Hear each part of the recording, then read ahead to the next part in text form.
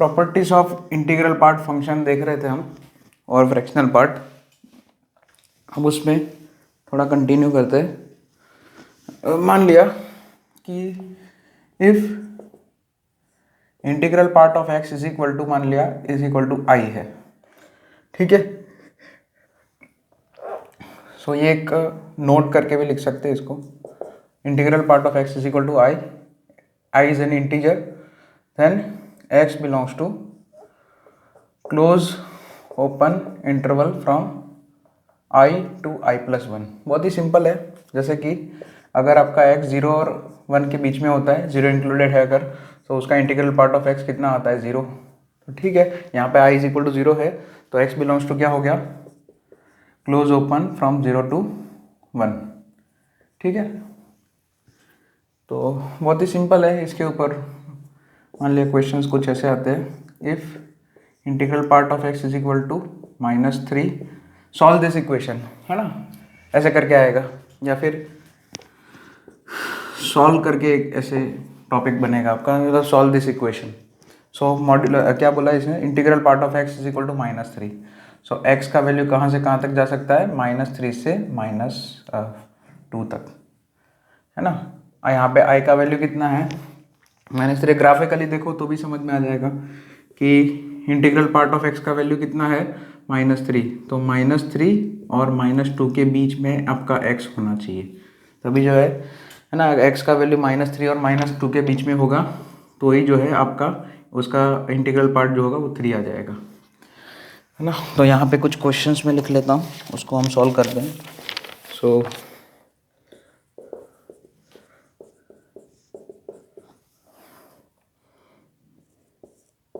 Integral part of x is equal to 0, integral part of x is equal to मान लिया -9, integral part of x is equal to मान लिया -8 लिखा है। ये सब सॉल्व कर देंगे अभी। नेक्स्ट, ओके इतने। सो अगर 7 है, इंटीग्रल पार्ट ऑफ एक्स का वैल्यू 7 है, सो एक्स बिलोंग्स टू क्या हो जाएगा, क्लोज ओपन फ्रॉम 7 टू 8। अच्छा 0 है, 0 वाला तो हो गया, 0 के लिए क्या आंसर आएगा, x belongs to from 0 to 1। -9 है, इंटीग्रल पार्ट ऑफ एक्स -9 है, so X belongs to -9 to -8 हो जाएगा, क्लोज ओपन। सिमिलरली -8 है, तो -8 से -7 बन जाएगा, क्लोज ओपन। अपर लिमिट जो है इंक्लूड नहीं होगी, क्योंकि सिंपल है, क्योंकि उसके बाद अगर मान लिया x इज इक्वल टू 8 हो गया, तो फिर उसका इंटीग्रल पार्ट तो 8 हो जाएगा, हमें 7 लाना है, सिंपल है। नेक्स्ट, यस 2-3 क्वेश्चन और लिखता हूँ। ओके, ऐसे करके लिखा है, integral part of x is solve करके ऐसे 5.8, और दूसरा है integral part of x is equal to pi. तो इसने बोल रखा है ये क्वेश्चन, यहाँ पे ये 2 क्वेश्चन है, तो यहाँ पे इंटीग्रल पार्ट ऑफ एक्स का वैल्यू 5.8 बोल रहा है। अब हमें पता है कि इंटीग्रल पार्ट का जो आउटपुट होता है ना, इंटीग्रल पार्ट GIF जो ग्रेटेस्ट इंटीजर फंक्शन होता है, उसका आउटपुट होता है हमेशा इंटीजर होता है, तो 5.8 तो किसी हिसाब से नहीं हो सकता। सो एक्स क्या आ जाएगा, null set. There is no such value of X for which integral part of x is equal to 5.8। उसी तरह से इंटीग्रल पार्ट ऑफ एक्स, यहाँ पे पाई है, पाई तो इंटीजर नहीं है ना, pi is does not belongs to I, integer वाले सेट में नहीं है, इसलिए यहाँ पे भी जो है एक्स इज इक्वल टू क्या आ जाएगा, नल सेट। ओके, तो अब आगे बढ़ते हैं। ये इक्वेशन हो गया, मतलब ये इक्वालिटी हो गया। अब इनइक्वालिटी देखते हैं। उसमें सबसे पहले राइट हैंड साइड वाली इनइक्वालिटी, तो धीरे धीरे देखते हैं यहाँ पे।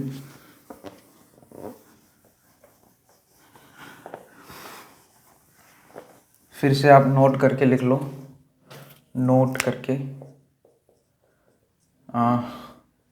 Integral part of x is greater than equal to i, ठीक है। इंटीग्रल पार्ट ऑफ एक्स का value, integral part of x का वैल्यू आई या उससे बड़ा है, तो इसको ग्राफिकली समझेंगे। ग्राफिकली मतलब ज्योमेट्रिकली, जैसे इंटीग्रल पार्ट तो आपको हमेशा आउटपुट क्या देता है, इंटीजर में, तो आई एक कोई इंटीजर है, मतलब इंटीग्रल पार्ट का वैल्यू जो है किसी एक इंटीजर उससे किसी एक इंटीजर आई या उससे ज़्यादा है, यानी कि मान लिया इधर आई है तो ये आई माइनस वन, आई प्लस वन, फिर आई प्लस टू, फिर आई प्लस थ्री, मतलब इस साइड वाले सारे इंटीजर जो है ये इनइक्वालिटी में आएंगे। इस साल मतलब इंटीग्रल पार्ट ऑफ एक्स का वैल्यू आई हो सकता है, आई प्लस वन हो सकता है, आई प्लस टू हो सकता है, आई प्लस थ्री हो सकता है, ठीक है। आई माइनस वन नहीं हो सकता, आई माइनस टू वो भी नहीं हो सकता।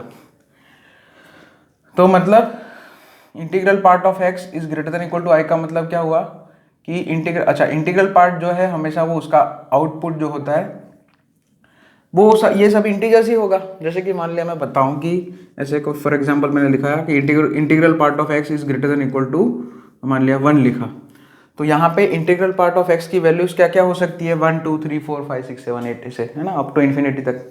नेचुरल नंबर्स है ना इंटीग्रल पार्ट यहाँ पे, अच्छा नेचुरल नंबर क्योंकि 1 या 1 से ज़्यादा लिखा है इसलिए, या पॉजिटिव इंटीजर बोल दो, है ना। यहाँ पे तो मान लिया कल उठ के ऐसा आ जाए कि -3 या उससे ज़्यादा है, integral part of x is greater than equal to -3। ये आई जो है इंटीजर है ना, पॉजिटिव नेगेटिव ऐसा नहीं, वो दोनों आएंगे, जीरो भी आ सकता है, कुछ भी आ सकता है।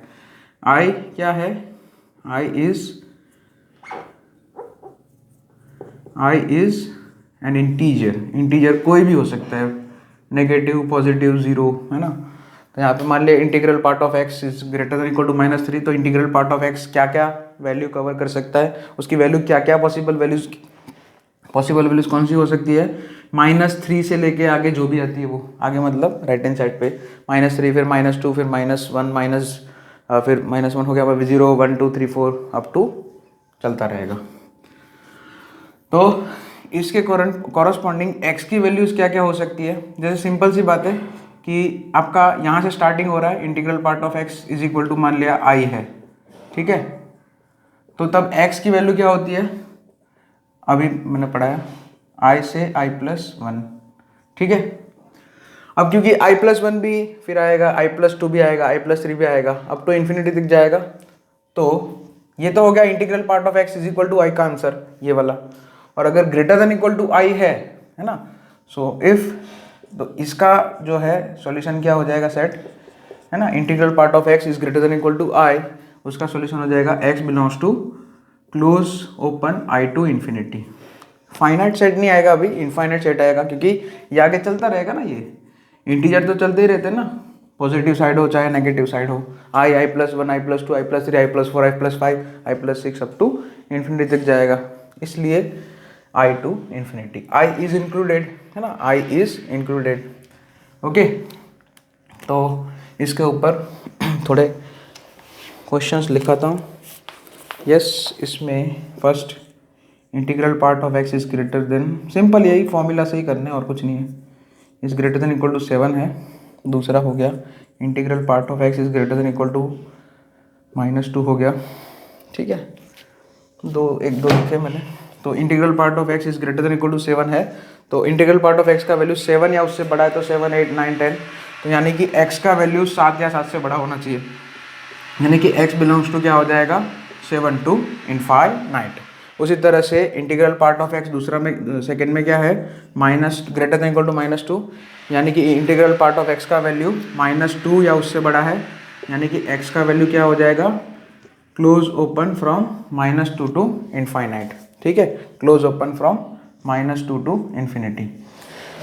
ओके, अब ये तो एक सिंपल पैटर्न होगी। अब देखो, मान लिया कि कल उठ के क्वेश्चन ऐसा है कि integral part of x is greater than equal to 9, sorry greater than, मैंने इक्वल टू साइन हटा दिया अगर, है ना, ग्रेटर देन 9, तो इसमें क्या है, ग्राफिकली इसको देखते हैं कि इंटीग्रल पार्ट ऑफ x 9 से ज़्यादा है, 9 या 9 से ज़्यादा ऐसा नहीं है, तो 9 इंक्लूडेड नहीं है, तो 9 के तुरंत बाद वाला जो इंटीजर होगा वो 10 होगा, 10 होगा, यानी कि यहाँ पे देखो, मतलब आपका जो ये जो integral part of x is greater than 9, क्योंकि इंटीग्रल पार्ट ऑफ x जो ये जो फंक्शन है वो इंटीजर वैल्यू ही लेता है, सो 9 और 10 के बीच में तो ये कोई वैल्यू लेगा ही नहीं, सिंपल है ना, 9 और 10 के बीच में कोई एग्जैक्ट इंटीजर है नहीं, मतलब सब रेशनल नंबर्स ही है ना। तो हमारा इंटीग्रल पार्ट ऑफ x का फर्स्ट आउटपुट यहाँ से स्टार्ट होगा, सो ये जो लिखा है integral part of x is greater than 9, वो इनइक्वालिटी, ये जो है integral part of x is greater than 9 is equivalent to integral part of x greater than equal to 10। Simple. इसको सॉल्व करो चाहे इसको सॉल्व करो, एक ही आंसर आएगा, क्योंकि हमने ये चीज़ पढ़ रखी है। ग्रेटर देन इक्वल टू का मैंने यहाँ पे फॉर्मूला लिखा रखा है आपको, ये रहा। If integral part of x is greater than equal to i then x belongs to i to infinity. तो यहाँ पे इनइक्वालिटी हटा दी, तो अगर integral part of x greater than 9 है तो 9 से तुरंत बाद वाला इंटीजर ही सीधा पकड़ना पड़ेगा आपको, क्योंकि 9 और 10 के बीच में तो इंटीग्रल पार्ट वाला ये जो है बॉक्स वो कोई वैल्यू लेगा ही नहीं। सिंपल है ना, क्योंकि वो तो इंटीजर ही लेता है हमेशा। तो 9 के बाद तुरंत 9 के तुरंत बाद जो है इंटीजर जो है दूसरा कंजुगेटिव इंटीजर 10 ही होगा। सो यहाँ पे integral part of x greater than 9 ये लिखो, चाहे integral part of x greater than equal to 10, ये दोनों का आंसर सेम ही आएगा। So integral part of x greater than equal to 10 का वैल्यू क्या आ जाएगा, उसके लिए क्या सॉल्यूशन आएगा, x belongs to 10 to infinity. अब इसके लिए कोई नई फॉर्मूला नहीं बनाता हूँ मैं, ये इसको हम समझेंगे अच्छे से, वरना कुछ कुछ बुक्स में आप फाइंड करोगे कि भाई integral part of x is greater than i है, then x belongs to close open from i plus 1 to infinity, ऐसा लिखते हैं। लेकिन मैं यहाँ पे लिखा था नहीं हूँ ऐसा, ठीक है, चलेगा। चलिए तो आगे बढ़ते हैं अभी नेक्स्ट। अब ये ग्रेटर देन वाली इनइक्वालिटीज़ हो गई, तो ये यहाँ पे एक बात हो गई। अच्छा, इसके बाद कुछ और क्वेश्चंस भी समझा देता हूँ इसमें, इसी के पैटर्न पे, फिर लेस देन वाली इनइक्वालिटी भी समझा देते हैं आपको। तो इसी के ऊपर कुछ और क्वेश्चंस भी है, इसको समझना है हमें। जैसे मान लिया कि जैसे आपको ऐसा बोल दिया कि क्वेश्चन में देखो, थोड़े क्वेश्चन लिखता हूँ तो ही पता चलेगा कि भाई integral part of x is greater, solve this inequality, integral part of x is greater than equal to 7.3, फिर integral part of x is greater than -11, दूसरा थर्ड हो गया integral part of x is greater than 8.2। तो ध्यान से देखो यहाँ पे ये क्या लिखा है, integral part of x is greater then और इक्वल टू 7.3। 7.3 कहीं इधर होगा,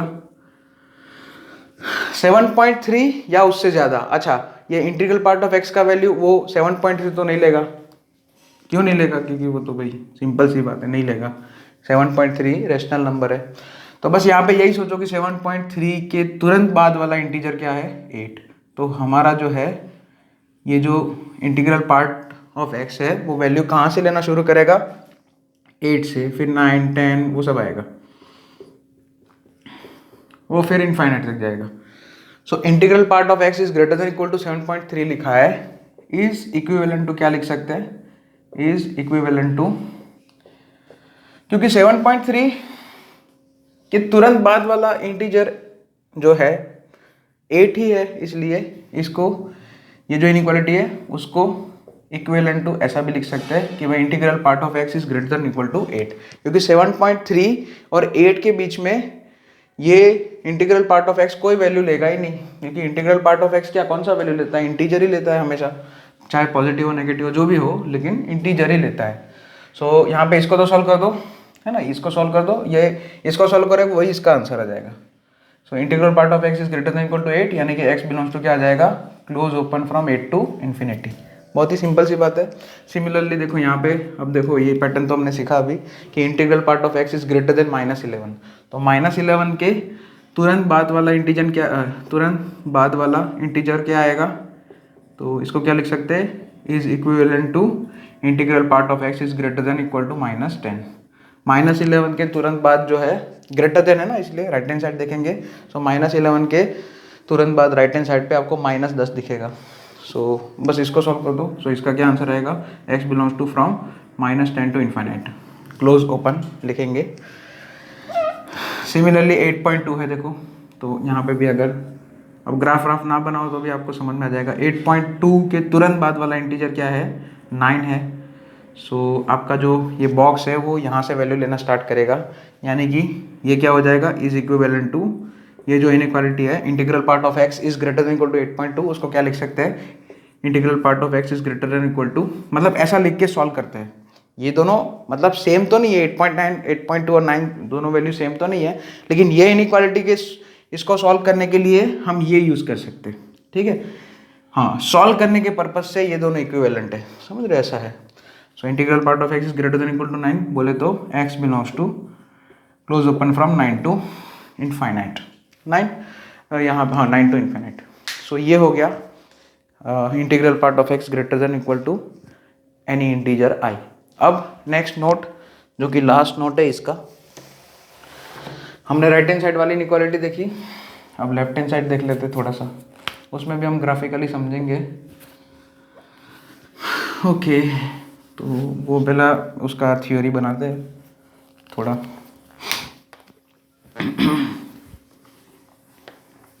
थोड़ा सा हम यहाँ पे सॉल्व करते हैं फिर दिखाते हैं। तो सबसे पहले यहाँ पे इंटीग्रल पार्ट ऑफ एक्स क्या है, आई या उससे कम है। तो यहाँ पे मैं पहले ग्राफिकली यहाँ मतलब नंबर लाइन पे समझाता हूँ। जैसे आपको आई का वैल्यू लेना है, फिर आई, अब इससे कम वाली सब, इससे कम वाले, आई से कम वाले सब इंटीजर जो है इसमें ये इनइक्वालिटी के अंदर आएंगे, आई -2 ये सब, ठीक है। लेकिन अब आप x का वैल्यू कहाँ तक लिख सकते हैं, जैसे मान लीजिए इधर i+1 हो गया, i+1 फिर i+2, तो आपका बॉक्स का जो वैल्यू है वो क्या रहेगा, i फिर i-1 i-2 i-3 ये सब रहेगा, है ना। इसके हिसाब से बॉक्स का वैल्यू क्या क्या आ सकता है, i-1 i-2।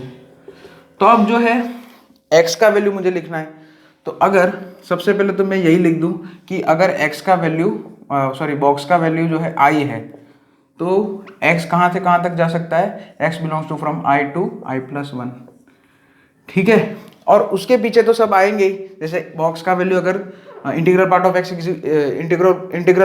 Is equal to i-1 है, सो x का वैल्यू i-1 और i के बीच में होगा, ठीक है। तो हम मैक्सिमम जो है यहाँ तक जा सकते हैं, यहाँ तक i+1 तक, x का वैल्यू जो है हम i+1 तक ले सकते हैं, क्योंकि हमें i भी तो लेना है। यहाँ पे i जो है मैंने इक्वालिटी में रखा है, i भी हमारा इंक्लूडेड ही है, i is also included here. So इसलिए यहाँ पे x का वैल्यू कहाँ तक जाएगा, ये -∞ से आएगा, इधर -∞ से आएगा लेफ्ट साइड से, और राइट हैंड साइड पे कहाँ तक जाएगा, i+1 तक जाएगा, i+1 इंक्लूडेड नहीं है, ठीक है। Okay simple. So what is the solution set कि if integral part of x is less than और equal to i, then x belongs to -∞ से लेके i+1, i+1 is not included. For example मान लिया integral part of x is less than equal to मान लिया 3 है, तो x belongs to कितना आ जाएगा, -∞ से लेके -∞ से लेके 4, ओके 4 तक जा सकते हैं यहाँ पे, है ना, क्योंकि इंटीग्रल पार्ट ऑफ x का वैल्यू 3 भी होगा, इसलिए 3 से कम वाले तो सब आएंगे, 2 1 0 -1 वो सब तो रहेंगे ही, 3 से कम जो इंटीजर है वो तो सब आएंगे ही, लेकिन 3 भी इंक्लूडेड है, इसलिए आप जो है x 4 तक जा सकते हैं, और 4 इज नॉट इंक्लूडेड, है ना, क्योंकि आपका इंटीग्रल पार्ट ऑफ x का वैल्यू 3 भी होगा, इक्वालिटी है इसलिए, ठीक है। तो इसके थोड़े बहुत क्वेश्चन देख लेते हैं। मान लिया integral part of x is less than और इक्वल टू 7 हो गया, integral part of x is less than और इक्वल टू 11 हो गया, वगैरह वगैरह। Integral part of x is less than और इक्वल टू -3 हो गया, इधर -9 लिखो, ठीक है। ओके ये 4 करते हैं पहले, बहुत, ये 4 क्या 3 लिखे मैंने, एक तो करा दिया ऊपर वाला।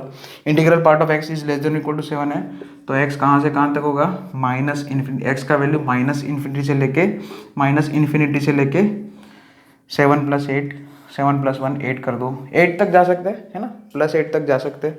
उसी तरह से मान लिया कि integral part of x is less than और इक्वल टू -9 है, सो x बिलोंग्स टू क्या होगा, -∞ से -9, उसमें 1 ऐड करो तो -8 तक जाएगा, है ना, -8 तक जा सकते हैं आप, क्योंकि -9 इंक्लूडेड है।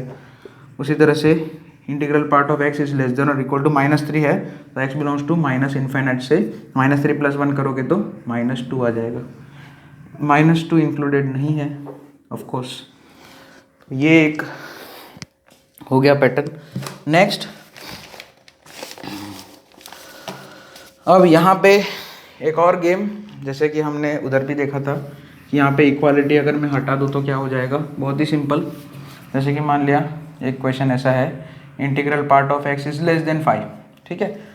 तो ये किसके इक्विवेलेंट हो गया, जैसे 5 से कम है तो 5 से कम जस्ट छोटा 5 से जस्ट छोटा इंटीजर है ना 4 होगा, यानी कि ये इसको किसके इक्विवेलेंट लिख सकते हैं, x integral part of x is less than equal to 4, है ना, क्योंकि 4 और 5, क्योंकि 5 इंक्लूडेड नहीं यहाँ पे, सो 4 और 5 के बीच में कोई भी वैल्यू ये इंटीग्रल पार्ट ऑफ एक्स लेगा नहीं, क्योंकि 4 और 5 के बीच में कोई इंटीजर होता ही नहीं। 5 के जस्ट बाद जस्ट पहले वाला इंटीजर जो है वो 4 है, इसलिए ये जो है integral part of x is less then 5 को हम ऐसे लिख के भी सॉल्व कर सकते हैं। तो इसका तो हमने सिखाया क्या होगा, x belongs to minus infinity से लेके 5 तक जा सकते हैं, है ना। x का वैल्यू हम अप टू 5 तक ले सकते हैं, ठीक है। 5 नहीं लेंगे, 5 तो इंक्लूडेड नहीं होगा। नेक्स्ट, इसी के साथ एक और क्वेश्चन फ्रैक्शनल में, मान लिया integral part of x is less then 3.4, तो बहुत सी यहाँ पे कैसे बनेगा, 3.4 है, 3.4 से जस्ट छोटा इंटीजर क्या होगा, 3 होगा, यानी कि आप जो है इसको यहाँ पे 3 से स्टार्टिंग होगा, मतलब है ना, यहाँ पे जो है 3 से स्टार्टिंग होगा, इसका मतलब ये होगा कि integral part of x is less then 3.4, उसको ऐसे लिख के सॉल्व करेंगे, है ना, इक्विवेलेंट टू दिस हो जाएगा, ये इनइक्वालिटी जो है उसको ऐसे लिख के सॉल्व कर सकते हैं, integral part of x is less than और इक्वल टू 3।